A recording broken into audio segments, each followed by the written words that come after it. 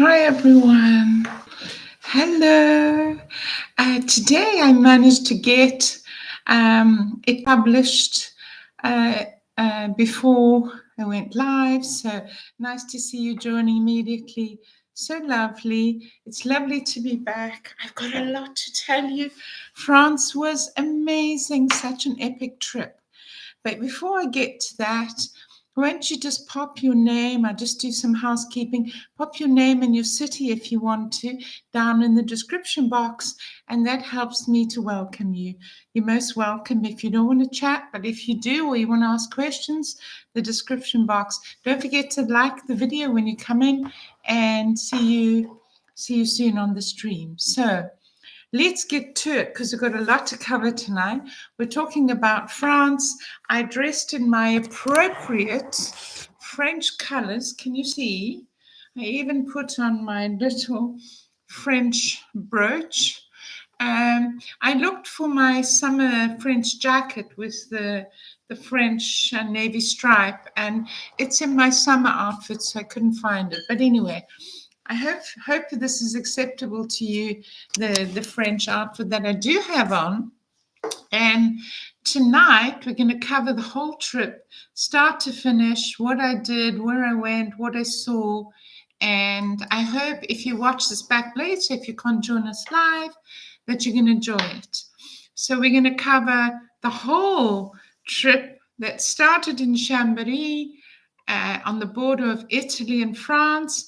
My first night was in Aix-les-Bains, which is a lovely spa town, and I spent the first night there. It's not that far from Lyon. It's down towards Chambéry, if you want to look at the French map.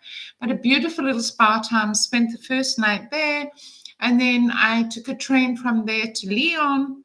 The first part from Torino in Italy was by bus. So I went by bus to Chambéry, and then Chambéry took a train, got all my bags off. It took a train to funny little train, one of those ones you climb up to Aix-les-Bains.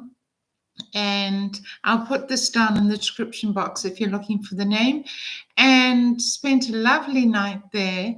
Unexpectedly, there was a major Christmas market, because this was on the 21st. It was the 21st. And I was going to spend the night of the 22nd, 23rd, 24th in Lyon. And then the plan was from Lyon to go on my birthday up to Paris. So I would take the train from Lyon to Paris. I'm just giving you an overview, and then I'll go back and tell you each part. Up to Paris, where I was going to meet Janice in France at Le Train Bleu, Gare du Nord in Paris. And then we were going to travel together to Fontainebleau, where I'd hired an apartment. And there I was going to spend Christmas Eve in my lovely little French apartment. Turned out to be an absolute wonderful apartment. I spent Christmas Eve there, and then Christmas Day be with a whole bunch of English people, mostly Americans, at Janice's place in Fontainebleau. We had Christmas lunch together, and then following day, 26, I would travel back down to Lyon. That was the plan. As it turned out, I decided I didn't want to go back into Paris. I covered Paris a lot in years past. I had various conferences in Paris. So I decided I'd seen a bit of Paris and it wasn't a good time. And by then I had injured myself. You probably gathered from the title. So I decided I'd rather reroute through Burgundy, and that turned out to be quite an undertaking because I didn't want to go back into Paris from Fontainebleau. Now, every time I tried to buy a ticket or ask somebody, they said, no, you have to route back through Paris, through Gare du Nord, but by then you just take a fast train, and the next thing it flashes by and you're in Lyon. I wanted to go through some towns. So anyway, turns out I went through a few little towns, just 2 stops on from Fontainebleau toward Paris, and landed up going along the Sienne, which is what I wanted. And the towns were Champagne-sur-Seine, I mean, it couldn't be more emblematic than that. This little town that's on the end of the Champagne region, and along the Seine, always along the Seine. It was amazing. And on that little train trip, I met an amazing person. So we'll get to that.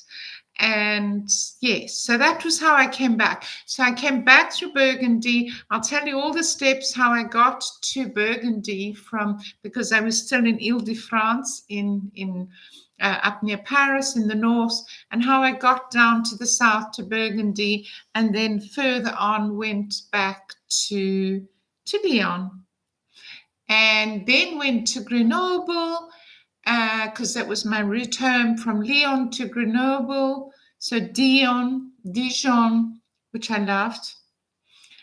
Back to Lyon, my lovely Lyon.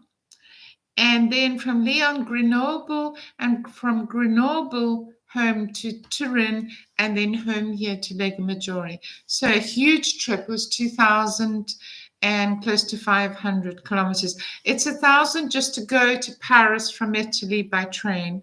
There are different ways. Last time I went the whole way by train because I routed through Switzerland, and you go right up to the north through Basel, near Geneva, Lake Geneva, all of that. So that's what I did last time. This time I decided to do it differently. I did that long 2,500 trip all the way, routing up, as I mentioned, first to Lyon, then to Paris, and that way along. So we're going to get to it. So that's the subject of the live tonight. If you come in, won't you just drop your name down in the description box, and we're going to have a nice surprise tonight, because I'm going to give you all the lovely places I went, and there's something else. If you stick around to the end of the video, which will be about 30 minutes, I will do a live tour of my apartment. Everyone has asked me for that. And since it's still dressed for Christmas, those of you who watch my channel regularly know that I do the Christmas markets. I make natural wreaths, and this year made silk wreaths, cotton wreaths, lots of different Christmas decorations. My apartment is still dressed for Christmas, of course. It'll stay that way until the 8th of January. And so I thought this would be a good time to give you a tour of my apartment. So stick till the end, because that's what we'll do at the end. So let's get to the fact that what I haven't told you so far in this trip of 2,500 kilometers, which I'm going to cover in parts. I saw so many amazing things, met wonderful French people. It was the most amazing trip. I will happily go back.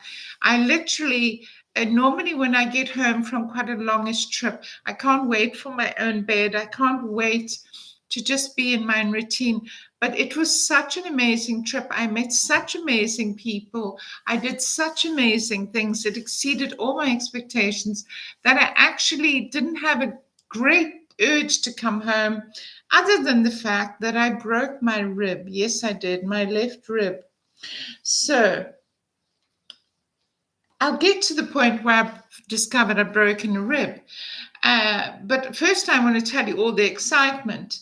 Suffice to say that a broken rib is incredibly painful. Now, as you know, if you watch me often, I'm not a skinny girl. I'm not a tiny girl. So I need a bra. Okay, I need a bra. You can see why. And putting on a bra with this broken rib has proved to be incredibly painful. So as you can see, I do have a bra on, but it was quite an undertaking to get it on this evening, because for the last 2 days that I've been home, I thought, do I need a bra? Do I even need to get dressed out of my pajamas? And of course I did. I had to dress for you. I had to dress in French clothing, which I love, by the way. And in summer, I often wear French stripes and a nautical look. But putting on a jacket or taking off a jacket or putting on a satchel, which I had with me, like a backpack, became a nightmare and still is. It's so painful. How did I break my rib? I don't know. I know the point at which I realized it was extremely painful. And at that point, I was in the street and I just had to keep going with all my luggage. But just taking off and putting on a jacket has proved to be incredibly painful. I need to do it now because I need to take this little jacket off because I've dressed a bit warmly. But honestly, I think the time I realized first that it had happened was during the Christmas dinner. I had a velvet coat over my dress. And as I went to go home, perhaps up to then I'd been so busy, I'd been so frenetic. You can see I can't really sit straight, so my shoulders aren't 100% straight. I'm just noticing now that I'm looking at myself in this camera. So I'm sort of sitting to protect this left side that's so painful. I noticed when somebody had to help me, put my arm into my coat before I left, that it was extremely painful and that I couldn't move this side at all. And so I just thought, oh, I must have pulled some kind of muscle or something. Anyway, I noticed that when I took a deep breath, which I'm doing now, oh, it's so painful. And at first I thought, it's so odd. Have I got some sort of lump there? What's happened? Have I pulled this muscle down there? Is it referred pain from somewhere else? I didn't know. Anyway, after I got home from the Christmas lunch, I noticed it just got more and more painful. I had already gone out the day before and bought a whole lot of groceries just before, because in France, on Christmas Eve, the shops shut down. The shops close all at about 6, maybe 5-ish. They close only because everybody goes to their family, and I think it's a lovely thing. There's no shops open. So literally everything's shut down. I just managed to slip into a beautiful little French supermarket in Fontainebleau and get all the makings of my Christmas Eve dinner, which I was going to cook. I had my beautiful apartment, had a gorgeous oven. I put up the video of the tour of the apartment. You can perhaps go and look at that one later on. And so I had already programmed that I was going to make this beautiful traditional French stroke English Christmas. I was going to roast a chicken. It was just for me, because the day following I was going to join everyone for Christmas lunch. And so that's what I did, went and did that. And when I came back and I started cooking, I noticed that I just couldn't move. It was so painful here that every movement I made. And then I just thought, oh, I've been dragging these bags up and down all around France for 1,000 kilometers. So I just pulled a muscle. Turned out I'd actually cracked a rib. But anyway, I digress. I had the most gorgeous 2 days in this apartment in Fontainebleau. Arrived in Paris. Janice met me at TORINO, which is the famous meeting place in Paris. That was gorgeous. If you've never been to TORINO, with this beautiful ceiling, it is absolutely exquisite, all Baroque. It's a beautiful, if you ever have to stop in Gare de Lyon in Paris, I highly suggest you do that. It was stunning. So we had a lovely coffee there. We caught up, we chatted or whatever. And I noticed actually that when I bent over, there was sort of a low, like Chesterfield chair. I bent over to take a selfie with Janice, and it sort of hit me right there. The chair sort of fed there, and I had made a start because I thought, oh God, that was painful. And I didn't know what it was. I thought perhaps I'd just, I don't know, done something strange. And perhaps my bra had caught me strangely. But that was the first time, but I kind of ignored it because I was so excited, and we chatted, and then we chatted on the train back to Fontainebleau, to our lovely apartment, which I struggled to get into. I had scheduled a live interview with Janice in the apartment, which I did. You can go and have a look at that. I'll hook it up there. My French playlist will come up when you watch this back. But anyway, I did that interview with Janice. It was quite fun. So there was a lot of emotion. There was a lot of stuff happening. And I didn't really realize until on Christmas Eve, after I'd run to the supermarket and done my French shop with all the gorgeous French products, that's what I'd done. I just thought I'd pulled a muscle. And I thought I'd pulled a muscle right until I got down to Burgundy afterwards, until I realized, no, I'd actually cracked a rib. Anyway, so I digress. I'm going to now start in Lyon. So Lyon, I arrived from, as I mentioned, from Aix-les-Bains, which is a gorgeous little spa town just an hour before Lyon. They had a Christmas market, which is very unique. I'd been preparing Christmas markets for the whole of December. I had had Christmas up to here. My house was all decorated for Christmas. I promised you a tour. I'm going to show you a tour. Look at my beautiful white amaryllis. Aren't they beautiful? They're still going, and my table skip is still going, and all the lovely Christmassy things are still happening. But first, we're going to talk, and then I'm going to do an apartment tour. So I had been doing Christmas markets. I was right up here to Christmas, and so I wasn't planning on doing a whole lot of Christmas markets in France. But I arrived in Aix-les-Bains. I'll put the description in the description box. And inside the casino, it's a famous casino spa town on the lake, on Lake Bouzy.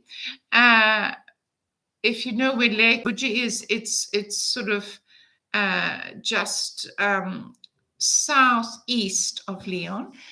And I'd been to CHAMBERY and that whole area before. I loved it, but I hadn't stayed over in Aix. So that's what I had. I had a little place to stay in Aix, and it was quite a lovely evening when I arrived, took the train, and then the weather turned overnight. But in the meantime, I went all excited. You know, I was free. I was in France. I didn't have any more markets to do, no more work to do. I'd been working nonstop.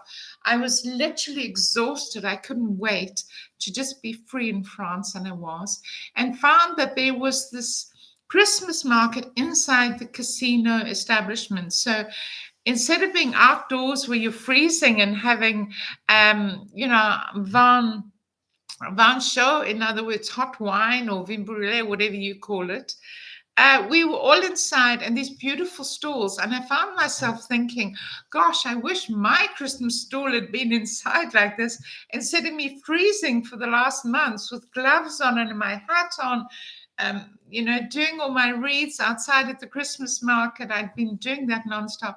This was all inside. It was beautiful. There was, artisanal things, jewelry, Christmas things, every craft you can imagine. Plus they had beautiful artisanal cheeses, fruit jams, fruit slices, absolutely beautiful boulangerie, the beautiful bakery with all different delicacies I'd never seen. So that was all inside. So I did that. That was fabulous. And then I went and had dinner in the most gorgeous little French brasserie. I went to another restaurant, and the owner very kindly said to me, oh, I know, there's a gorgeous little place around the corner, I'll show you. And he did, and he took me there, and it was where the locals eat, and that's how I love to eat. I find the French very friendly. Everyone was wonderful to me. I don't speak French, for your information. I don't speak French. I can manage, I can greet, I can say, bonsoir, bonjour. I can do the niceties. I can leave a restaurant and say bonsoir. I can manage. I can basically ask for something to eat. you know, I try to always start the conversation in French. Sometimes I fail a little bit. You know, sometimes I'll say "Excusez-moi, s'il vous plaît," and then I have to think of the next step. But anyway, I found the French absolutely fabulous, and in my whole trip through France, I found one person who said you have to speak French. And the rest of them, they helped me, and I'll tell you how lovely they were to me. So anyway, that was my first night. Woke up the next morning after having this gorgeous time in the market at the casino. I woke up in my little hotel, had a hot bath. I made sure that every hotel I stayed in had a hot bath. I can't live without a bath. And the next day I had planned to go to Annecy. Now, Annecy, if you know, is a gorgeous lake town, which is like the Venice of France, and it's sort of on the extreme east near the Swiss border, and it's very pretty with half timbered houses, lovely lake. But in that morning, when I was off to the station with all my luggage, it started pouring with rain. And so I just made it into the station, but I was already drenched. I must mention that for the first time, because it was Christmas and I had various events to attend, I hadn't taken my, my hiking rain jacket.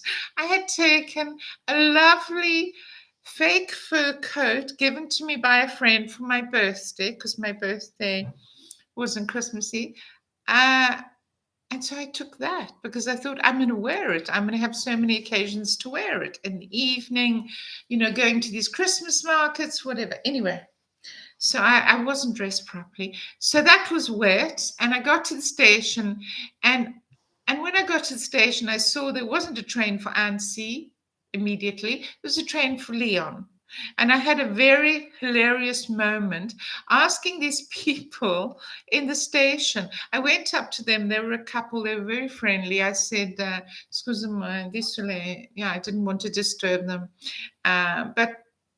And then I realized I had no idea how you say platform in French. I was trying to ask them which platform, how did I get there? Where was the lift to get this train to Lyon?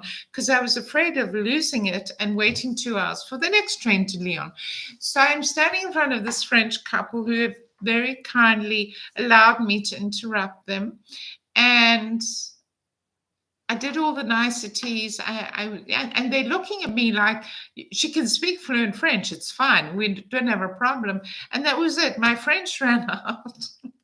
And I had no idea how to say, which platform does it leave? And I was trying to rack my brain to think of what platform was in French. I've asked French people since. They don't call it anything. It's called a quay. I wish I'd known. But anyway, and the only thing that kept coming to my mind was the other language which I speak, which is Italian, and binario kept coming up. And I kept saying binario. I thought they thought I was mad. But before binario came up, I just stood in front of this poor woman, and just for about, I don't know, it felt like an hour, but it was probably 2 seconds. I said, I just kept saying, it was like I'd had a brain aneurysm. And she burst out laughing. It must have been hilarious. I mean, I started off so well, and then I just stood there like a fool, making gasping sounds and flapping my hands around. The husband tried in vain to help me, because eventually the only thing that I could think of to say was, help, help. It was completely hilarious. Anyway, finally, he sort of pointed me to where a lift was. I got in there with all my luggage, managed to go down, get the other lift back up to the other platform. Oh, my goodness. And thank goodness there was a Belgian girl there who was doing her Erasmus year, and we chatted happily in English. And then I got on the train and had my breakfast on the train. I brought a packed breakfast. Yes, so I arrived in Lyon, quite happy, went through the French countryside, which I love. I love southeastern France, I really do. Arrived in Lyon, dropped my bags at my favorite little hotel with its gorgeous little roll-top bath. I've done a whole tour of my hotel room, so you can go and watch that video. Again, it'll be in the playlist, which will be up at the end of the video. And just arrived in this beautiful hotel, left all my things. They had a gorgeous Christmas tree and just went out to explore Lyon. And that I did. I hadn't been down Victor Hugo, and Victor Hugo is hugely important in France. Everywhere you go in France, he's there. So, I mean, Victor Hugo in France, literally every city has a Victor Hugo street. And Lyon is no exception. It has a huge street. And Victor Hugo, which is full of shops, again, I did a tour of it. You can go and have a look in my playlist, is just full of lovely little shops, everything dressed for Christmas, so Christmassy, so gorgeous.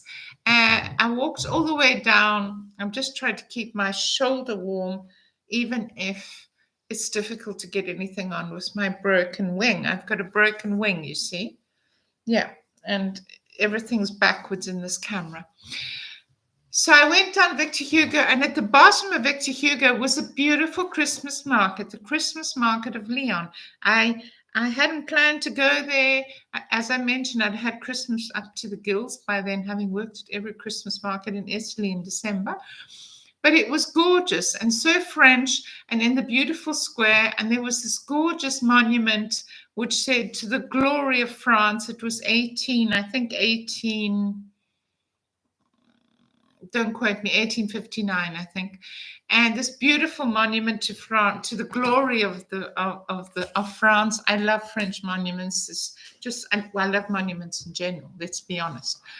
So yes, so that was lovely. And now I'm at this gorgeous market where there was everything, little stalls, everything you want a Christmas market to be, and saw lots of things. It was absolutely freezing. It was sleeting. It was kind of sort of snowing, definitely drizzling, and absolutely freezing cold. It was like -10. I don't know what the temperature actually was, probably closer to 3.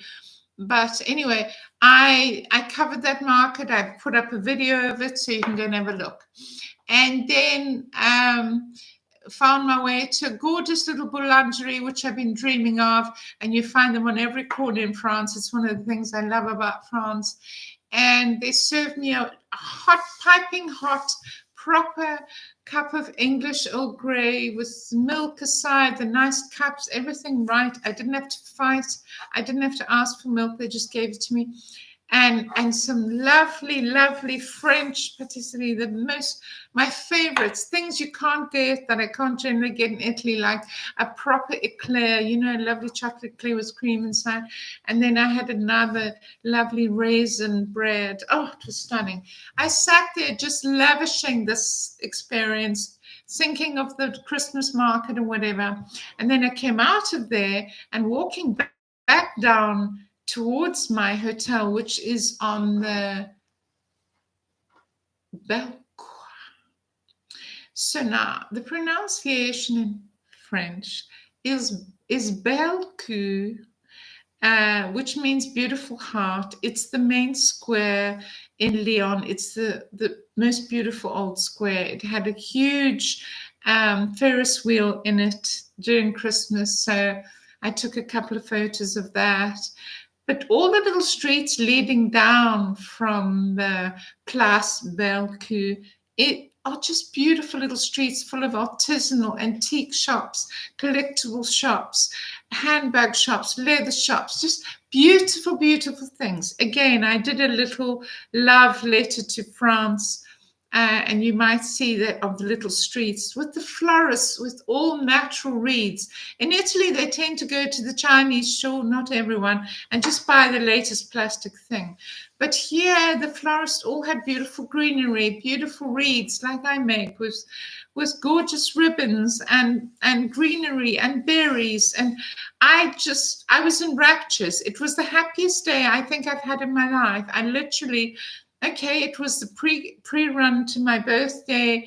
I just had the most glorious day. At the end of it, I fell into this deep clawfoot Victorian tub in my room, full of bubble bath, a beautiful glass of lovely Calderon, which is my favorite wine. I mean, Lyon is the center of gastronomy.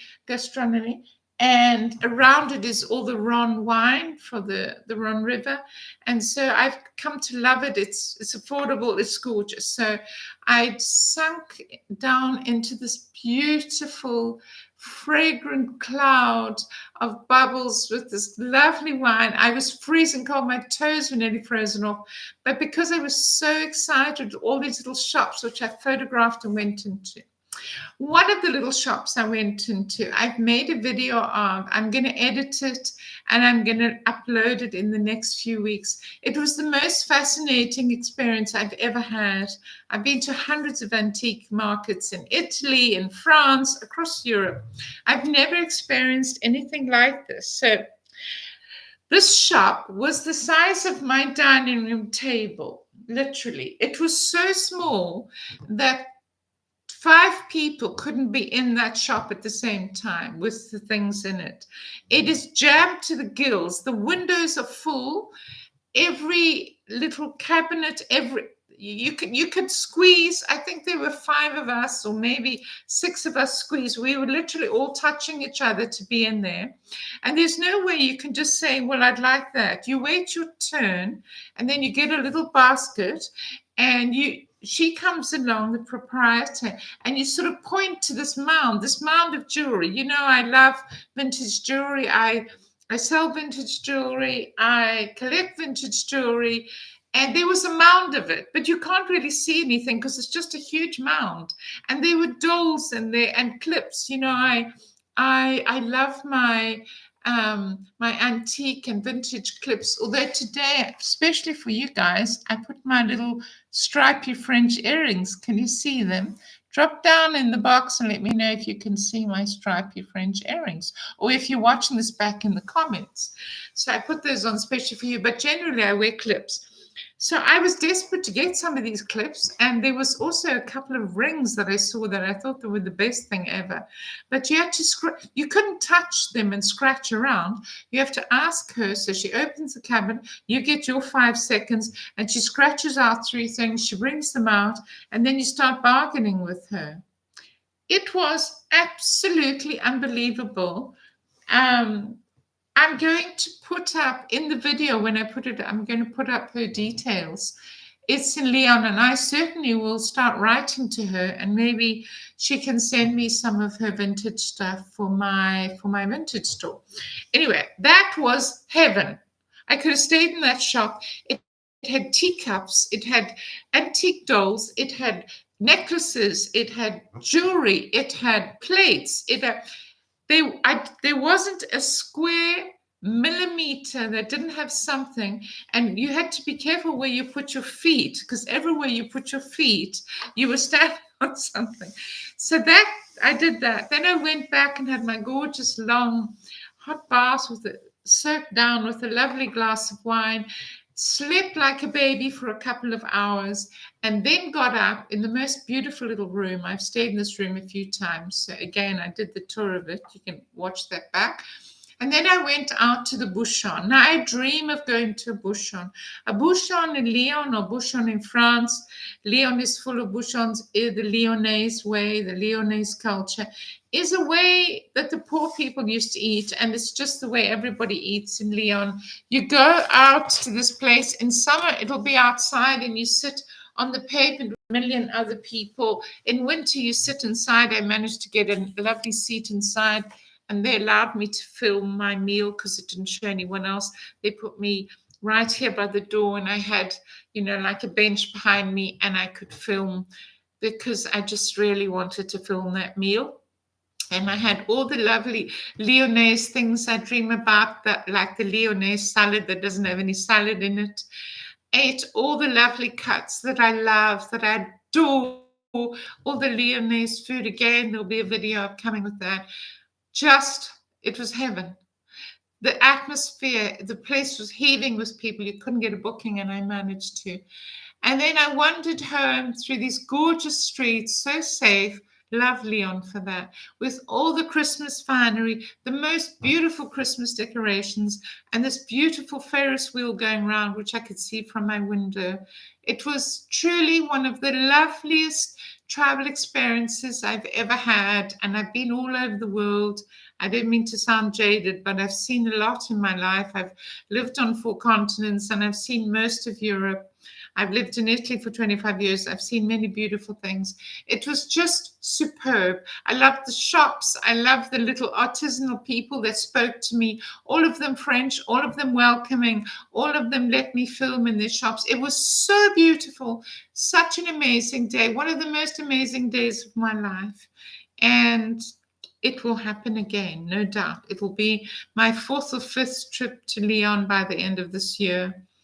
And each time I look at a new quarter. And then the day following, the weather was again quite cold, and I crossed the river up towards the beautiful chapel that you see up above. I went up to Saint-Jacques, the beautiful church, and it was, it was just before Christmas Eve. People doing last-minute shopping, went into Boulangerie and bought little citron, beautiful little citron biscuits that I love, scuttled back to my warm room and made lovely tea, because I had a lovely kettle and tea, and ate these lovely citron biscuits and and madeleines, beautiful madeleines from the Boulangerie, the French Boulangerie. I'd had lunch in a tiny little place called Jacques and met Alice there, and Alice is from Lyon, French. And because we were 2 singles, they put us together on the same table. We had a lovely natter. She was working in Berlin. She is working in Berlin. So she filled me in. She was one of the amazing people I've met on this trip. She filled me in about Lyon, her city, and all the things I really wanted to know. So that was gorgeous. And then Alice had to scuttle off. She, had some last minute shopping before she went to her parents on Christmas Eve. And I wandered home via the chapel on the other bank. It was freezing cold. The wind was howling, but I've never been so happy. My feet literally didn't touch the pavements. Got back to my room, cuddled up, had another lovely hot long soak, and then got into my bed and slept like a baby for a couple of hours. Woke up and went out to dinner, and they knew that the next morning I was catching the train, the fast train, the speed train to Paris. And so that's what I did. I got on that Italian fast train. I was in the quiet zone. It was funny that it was in the quiet zone because there was a woman with her cat in a cat cage, cat container, whatever you call it, one of those bags that you carry a cat in. You know what I mean? And this cat howled and yowled and wowed its way through the 2 and a bit hours it took us on a fast train to Paris from Lyon. It was unbelievable. But again, I met an amazing person. I met a gorgeous girl who lives in Lyon and was going to Africa, going to Paris to catch a flight, because her boyfriend lives in Cameroon and they both live in Lyon. So I had a lovely chat with her, and we agreed that when I came back to Lyon, we'd get together for a cup of something. If it was summer, a glass of wine. If it was winter, a cup of hot chocolate, maybe. What a lovely person. What a gorgeous person. From Lyon, born in Lyon. Again, so friendly, so lovely. I can't speak French. You can speak English, thank goodness. One of the many lovely people I met on this trip. So that trip with the yowling cat, the howling cat, she probably wanted to catch a little bit of sleep on the way to Paris. She couldn't. I couldn't even think clearly. I tried moving my seat twice, but it doesn't matter. In that compartment, which is like a semi-business, and it's called the silent zone. That was the funny part, where you must be absolutely quiet and not disturb anybody, so they can sleep, so they can work, so they can do whatever. This cat howled and yelled the whole way. And then this woman started taking the cat out. I'm quite allergic to cat saliva. So anyway, whatever. That was my trip. But again, managed to meet a gorgeous person, Lydia, and we're in touch. And I will see her again when I'm in Lyon. So again, I met the most stunning people on this trip. Arrived in Paris, got out, Janice was coming to meet me from Fontainebleau. We were going to the TORINO, the beautiful restaurant up on the second floor of TORINO, the first level, sorry. You go up the stairs and there's this beautiful restaurant. The Christmas tree was astounding. Met Janice, she arrived, we had our lovely greeting, and then I hauled all my luggage up those stairs because there's no lift into TORINO, and we went and sat and had this gorgeous coffee together in this magnificent setting. I don't know how much it costs to eat in TORINO. I think back many years ago, maybe 15 years ago, I ate there once in Paris, but I certainly can't afford to eat there now. And yes, anyway, we had a coffee together. And yes, and that was the first time I leant over to take a selfie with Janice. We took some beautiful pictures of the Christmas tree, which again are on my Instagram and will be upcoming on various videos. But I got all the Christmas stuff done. So there weren't many more Christmas stuff, by the way. Christmas is over. But that was on Christmas Eve, my birthday. So, and when I leant over against that chair to take this photo, that's the first time I realized that my rib was so painful right here, and that probably done something to it. But at that stage, I was still too delirious of all the lovely travel and the gorgeous day I'd had. 2 days I'd had in Lyon, and I was in this beautiful La Trembleu in Paris with Janice. So I just kind of thought, oh, what's that? I probably pulled a muscle, but it was extremely sore. Anyway, we left there and we were getting the train to Fontainebleau, which is southeast of Paris, in the countryside, in the lovely forest. It's where the rich people who didn't want to live in Paris lived and still do. Beautiful villas, a beautiful chateau, and yes, all of that. So went to Fontainebleau, arrived there, and then we struggled to get into my apartment. I'd hired this apartment for 2 days where I was about to cook my Christmas Eve dinner. I had scheduled a live interview with Janice, which I've done. Please go and watch it. Please tell me what you think. That went out live on Christmas Eve. But look, I had a lot of competition on Christmas Eve. Not only did I have to compete with Jesus for my birthday, but everybody had their plans. So I don't think many people watched the live video of my interview with Janice. But it was a live video. It was the first live video she's ever done. And Janice moved to France 3 years ago. So all of you who are thinking of moving to France and follow me because you love France or you're thinking of moving to France, I did the interview for you with Janice. Okay, so we did that lovely interview, and then Janice had to go home. Her daughter is here from Atlanta, and so Janice went off, and I then went to this gorgeous supermarket a few doors down. They were just about to close. I had 30 minutes before the whole of France closed down for Christmas Eve, because on Christmas Eve they close, and that's it, and it's over. And I just managed to get in the door, bought all the delicacies I love, lovely fresh creme fraiche, you know, all the things you love in France, beautiful butter biscuits. I brought a gorgeous chicken from Brest to make roast chicken, roast potatoes. I made little blini with creme fraiche and savory ones and also sweet ones. I bought lychees, which is my favorite thing to have at Christmas. Anyway, I bought all these things, and I literally got out the door. I was the last one there. Went home to my apartment as happy as Larry. Gorgeous little apartment, 1 bedroom. Gorgeous, nice kitchen, had everything I needed to cook. And so I set about cooking.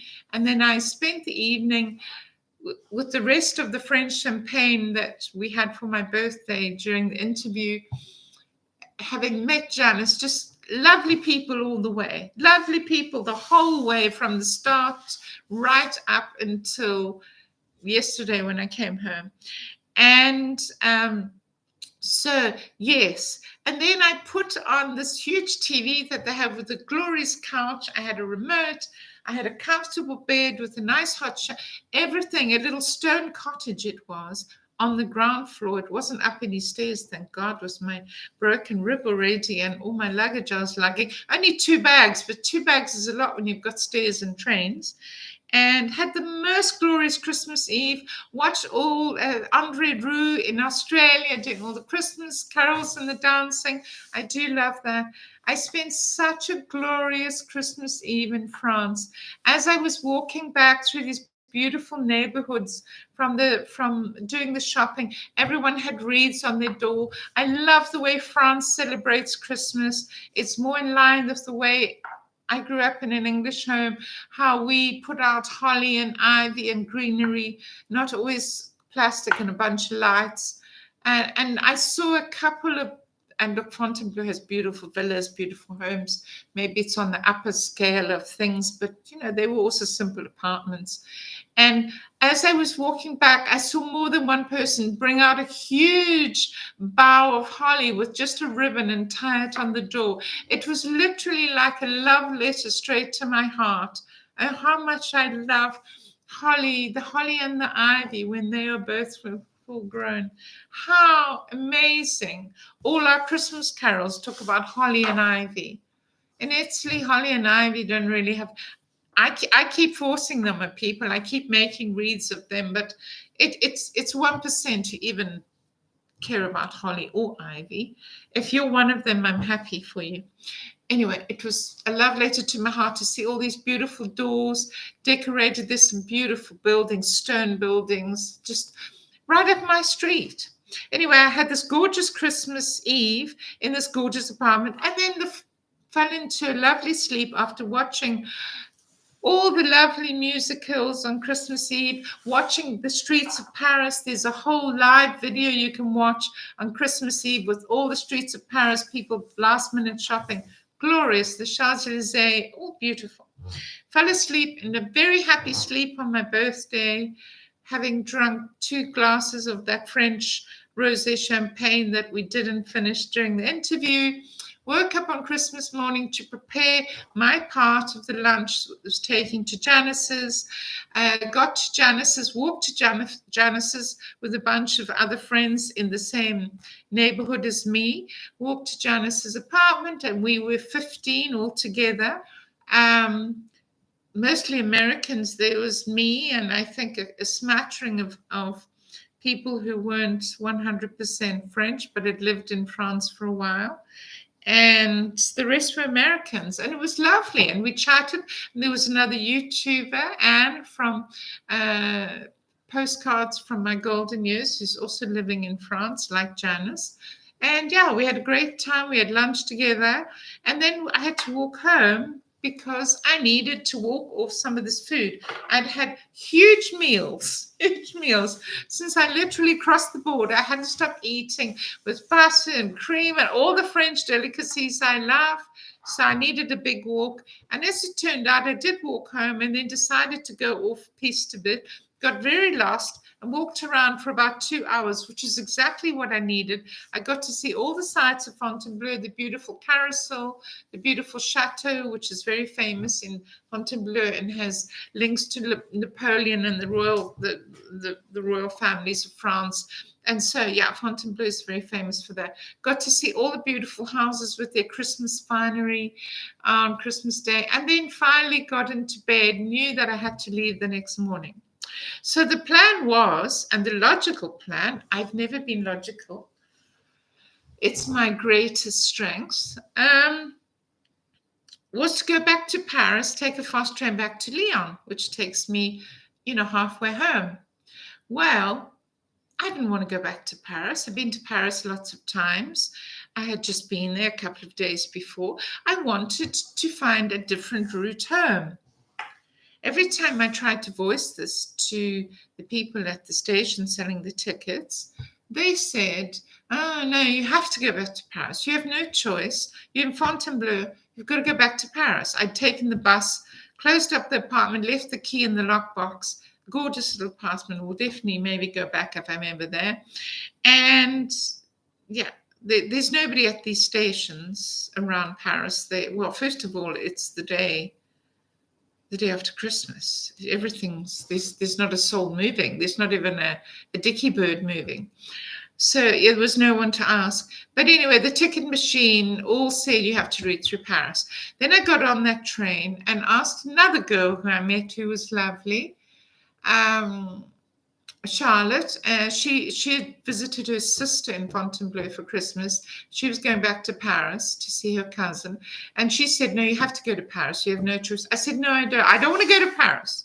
I do not want to go back to Gare du Nord. Well, the looks I got from everybody was quite odd. But anyway, and luckily she could speak English. My French isn't good enough to have a discussion on which train to take. And so it turned out that I decided to get off at the next stop, which was a station, 2 stations down from Fontainebleau, and just take my luck and then see which train I could take heading south. Anyway, when I went to buy the ticket to get on that train heading south, I had to buy a ticket because you daren't get on a French train without a ticket. If they do catch you, you can get a €900 fine, apparently. I wasn't prepared to take the chance. Yeah, definitely not.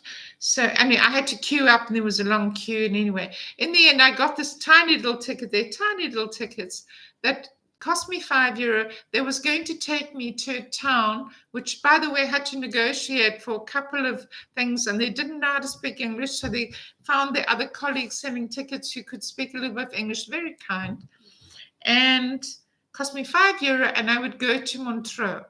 Now, when I first heard Montreux, I thought, you mean in Switzerland? I've been to Montreux many times. It's on the lake. No, another Montreux without the X, the French one, the original one. So I headed for Montreux, thinking that from Montreux, I could go anywhere through Burgundy, hopefully, because my plan was to go to Dijon. That was in my head. I wanted to go to Dijon and then Lyon to go home. So I get on this train. It's a little local train. There's a very sweet guy sitting opposite me. I greet him and I said, I noticed he was looking at his train app. I didn't have a train app. By the way, my phone wasn't working at all. Somehow my service didn't work. I neglected to tell you that, which is why I couldn't get the code to get into the house. I had to try and find internet. It was a nightmare. Anyway, I'd managed without a phone. It was a pleasure not to have my phone constantly there and ringing and whatever. Messages. I was completely free of my phone, free of social media, free of all of it. It was joy. Anyway, I asked him, could you just look up on your app if there's a train that I can connect to maybe in Montreux? He was going to Montreux. We introduced and started chatting. Luckily, he spoke English, and he was going to visit a friend in Montreux. He hadn't been there for years. And so could you look up and see if I can connect anywhere? And he looked it up and saw that he could connect me to, after Montreux, I would go to LAROCHE, via LAROCHE. And LAROCHE is near Saintes, and Saintes is the beginning of, it's spelled S-E-N-S, is the beginning of Burgundy, which is the province in which Dijon lives. So before that, we go through all these little towns on the Sienne, which was a joy to me. I mean, he thought I was nuts because he had lived and worked in all these towns and thought they were boring and terribly dull. But, you know, he was 24, a lovely gay guy, and he just mentioned he'd just broken up with his boyfriend. Another lovely person I met on a train in France who couldn't have been nicer or more useful or kind. And Dominic was his name. And so we went all along the Seine, and he told me all his stories about living in these villages when, you know, he moved out of Paris because it was too expensive. And then COVID came, and how, you know, he moved into these little towns. And he told me he'd also lived in Montreux. And one of the towns we went to, he'd lived in called Champagne-sous-Seine. Anything more Ile-de-France you couldn't come up with. It literally is. It's on the edge of the Champagne near Reims, obviously, and it's called Champagne-sous-Seine. Sienne, on the Sienne, a beautiful little village. So we went through all these Sienne villages to come to Montreux. Okay. When I got to Montreux, there wasn't a soul anywhere. There was this lovely station place where you could wait, and she would help you with tickets. What I love about France is I met lots of African people. They were lovely, but they integrated. They're part of the landscape. They've been living there for, I don't know, generations. Many of them were born in France. They don't consider themselves African. They are 100% France. Their origins may be in Africa, and I love that. I don't find that in Italy. I find that most Africans that I meet in Italy are transitory. They haven't settled. They can't find a place. They don't hold jobs. In France, the person working in the ticket office who couldn't have been nicer and kinder to me when I went in Montreux to buy a ticket to go via LAROCHE, which I never knew about, LAROCHE down to Dijon, was a gorgeous African lady from Cameroon. She chatted to me. She couldn't have been kinder and nicer. The guy waiting in the queue let me go first. He was also gentlemanly and kind. I don't know where this idea comes from. The French are rude and horrible. I can't speak French, but I try to greet them and ask them, would you mind? I'm sorry, I can't speak French. I'm a tourist. They couldn't have been nicer. They couldn't have been kinder. She issued me this ticket, which cost the princely sum of €15 to sit on a beautifully clean train with no graffiti, no trash, no rubbish, no vagrants, in these gorgeous little towns running up to Burgundy, by now an hour and a half south of Paris. And it's not like that in the suburbs of Paris, I know. And couldn't have been kinder, nicer, more genteel, more lovely. So I'd love to go back one day to Montreux and see how that is. Okay. And then, so I got on this train, €15 this ticket cost, got to LAROCHE. At LAROCHE, I had to take the Dijon train. But LAROCHE itself was this gorgeous little village. I was so tempted. There was a canal. And as we came toward LAROCHE, there was beautiful canals with boats. It's very close to Chablis, my favorite white wine from Burgundy. I'd love to go back and explore those little towns. I couldn't because I had to get this train to Dijon. And that was my target. And yeah, and every town I went through in Burgundy on this train was clean. There was nothing. There wasn't a piece of paper. It was well organized. There was a station master. It was Christmas. It was Boxing Day. For some reason, everyone travels in France. I guess they'd been to visit family and they were going back. The train was heaving. It was absolutely full going down to Dijon. So I didn't move around in the train much, and there was a lady who couldn't control her child. She was having a hard time. We finally got to Dijon, passing all these lovely towns in Burgundy, where you see the gorgeous churches, which are so typically Burgundian, Bourgogne in France, with the gorgeous oak trees along all the rivers. It's just so beautiful. The Yonne River. Oh, so many places I want to go back and explore. So many places I need to explore. Arrived in Dijon, beautiful station, lovely little town, absolutely gorgeous. Everything that opens and shuts. Some of the best public transport I've ever seen. Clean, organized, no graffiti, no throwing of alcohol bottles. There were a couple of tramps like there are everywhere in every world, but they certainly weren't an invasion. Found my little hotel. It was a bit of a story to find it again. Victor Hugo raised his head. There's a beautiful via Victor Hugo. There's a gorgeous park in Dijon. The Christmas lights in Dijon. This was the sort of 10th stage of my Christmas marketing, and Christmas in France were exceptionally beautiful. There was a gorgeous little Christmas market. I put a video of it in Dijon, went to that with all the little stalls, and then walked down to the market area where there's hundreds of little restaurants, little bars, had a gorgeous drink, glass of wine, a lovely sauvin in this gorgeous little bar while I was waiting for the gorgeous poulet to open so I could have proper French food. Had the most beautiful supreme of chicken near Bourg-en-Bresse. Oh, it's just my favorite thing to have in France, with creamy mashed potato. Very simple, but French food with a glass of lovely, lovely, lovely, proper local white wine. That's all I had. Absolutely stunning and so French, so classic. I fell into bed a very happy girl after having a lovely soaky bath, and then knew the next day I was now transferring to a bus to go from Dijon back to Lyon for a very long, that was a long haul from right in the east in Burgundy, right across to what they call the Alps, the Rhone Alps area, one of my favorite areas, the province of Ain. And yes, that took forever on the bus, but it was comfortable. And by now my broken wing, my broken rib was really hurting. I'd lugged that luggage up and down France for 2,500 kilometers. It took us, I think, nearly 3 hours to get to Lyon. Maybe I'm exaggerating, maybe just 2 3/4. When we got to Lyon, we had a brief stop, didn't have much time to do much. And then we were heading to Grenoble, and Grenoble is right in the Alps, right in these enormous towering Alps. It was snowy and white and so beautiful. And then, of course, to go back to Italy, you have to pass through the Alps. There's no way to get into France without the Alps. I had such a lovely experience with the Alps.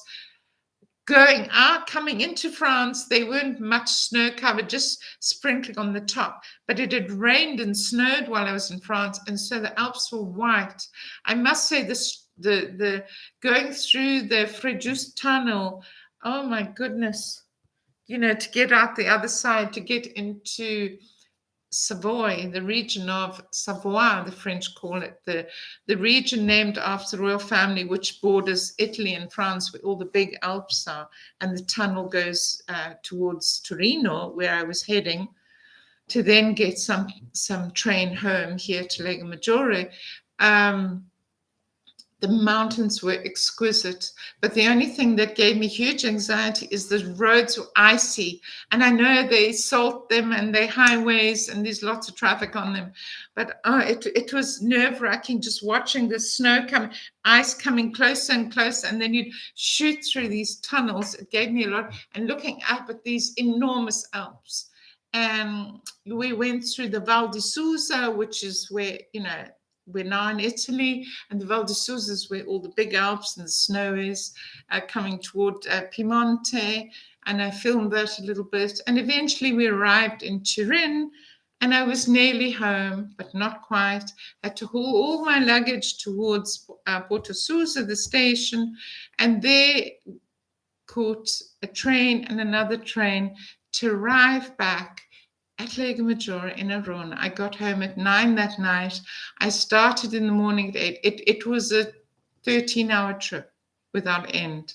So it was heavy going. And by now my broken wing, my rib was really hurting.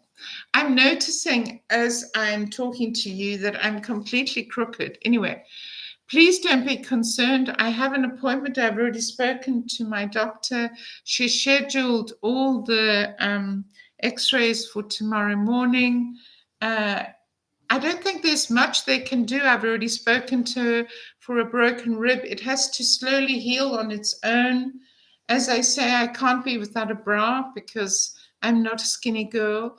But, wherever possible, I try to just deep breathe. One of the things they tell you for a broken rib or a cracked rib is you should breathe deeply. But when I breathe deeply or cough or laugh, the pain is terrible. But they ask you to breathe deeply to make sure that your lungs don't collapse. So anyway, that's it. I hope this has been enjoyable for you. And what I did forget, and I'm just going to tell you now, in that little store, if you watched earlier, I found this gorgeous little ring, and that's a memory of my Lyon trip. It's 2 amethysts and a little topaz. It's so beautiful. Yeah. But I promised you a little tour. So we're going to round this up with a little tour. Are you ready? So we're going to start. I'm going to show you my apartment.